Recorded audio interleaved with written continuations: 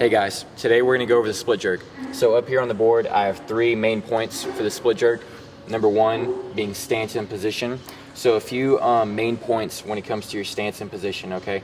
You need to have the weight back towards your heels. So when you start, your feet are going to be about shoulder width apart with your toes slightly pointed out and the weight's back towards your heels, okay? Because that's going to set you up for later on when we get to step 2, okay? So way back towards the heels, and you always want your elbows slightly in front of the bar. You never want your elbows straight down or behind the bar ever, because you won't be able to drive from there very aggressively, okay? Moving on to step 2 is the dip and throw. I like to call it a dip and throw instead of a dip drive, because you're essentially throwing the bar off your body, okay, with your legs and with your hips. So the dip throw.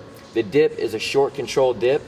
You only go down a couple of inches, very short and very controlled. You don't want to go down too low or drop down too fast, because then you're going to create separation between your body and the bar. It's going to bounce on top of you. Then, after the dip, your legs extend and your arms drive down. So over here I have 2 arrows. The leg arrow is pointing up, the arm arrow is pointing down. The reason for that is whenever you drive for a jerk, it's different from any other type of pressing movement like a strict press or push press. So whenever you throw, you dip and drive, your legs and your body throw the bar up, and then whenever you drive down, it's your arms that you're using to drive yourself down lower into a jerk, because that's what makes it a jerk instead of a press. So we don't want to jump and push up, we want to drive and throw our body down. Next part is vertical bar path. And whenever you do throw, you want to make sure the bar is coming straight off your collarbone from your front rack position, straight to overhead, straightest line possible. Just like in physics, the quickest way from point A to point B is in a straight line. That's what we're striving for whenever we jerk. Step 3 is your split and receiving position. You always have to get your head through at the top. So after you've done the throw and the bar's up in the air, you need to get your head through and forward to make sure you secure the lockout.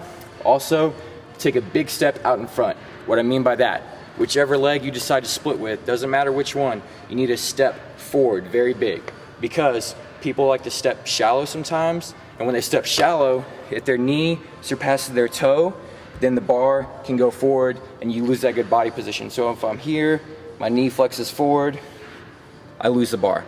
I always want to make sure I have a big step out in front and my knee stays behind my foot, so whenever I land, I'm in a good position.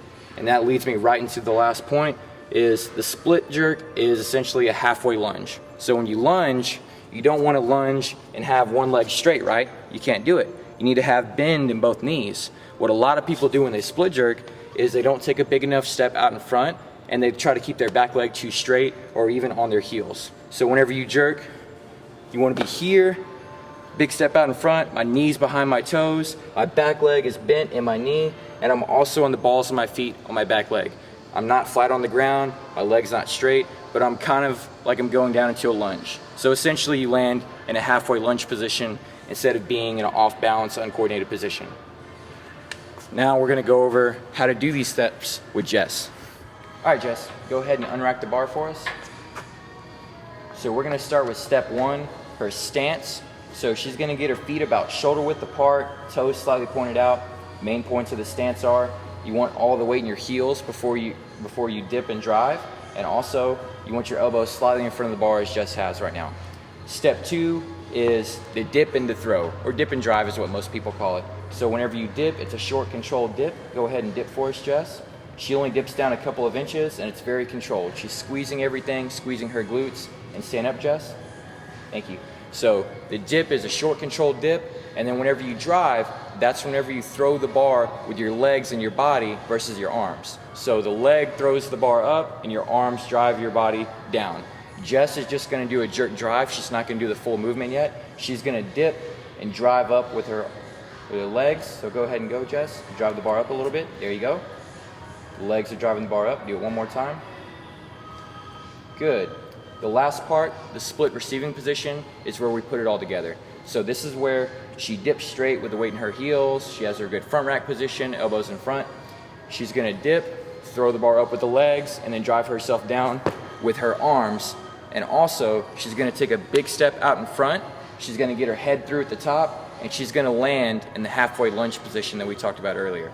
Go ahead and do a couple of jerks for us, Jess. Good.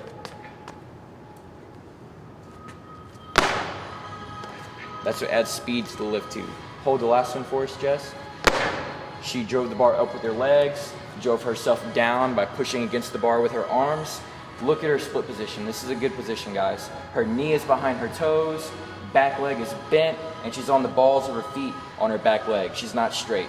And now she's going to recover from that halfway lunge position. Nice, Jess. So some homework you can use for your split jerks to take home. You can incorporate into your training daily and your warm-ups. This next movement is called a tall jerk. So Jess is gonna unrack the bar. She's just standing straight up and down now. She's gonna push the bar up to about forehead height, a little bit lower, get it close to your eyebrows. There you go. And she's gonna stand up onto her toes. So she's bouncing on her toes, holding the bar forehead height. Now she's gonna drive under. There you go, Jess, do 2 more. So the purpose for this drill is she's just working on driving under with her arms and landing in an ideal split jerk position, okay? She's gonna do 1 more for us and hold it when she lands. She starts up on her toes, bars at forehead height. She drives under, and now she's gonna recover. So this is good for finding your footwork, like I said, guys, and also just focusing on the drive under with your arms, because a lot of people tend to jump and press, or for anyone who doesn't know where to land when they split jerk, this is the drill for that.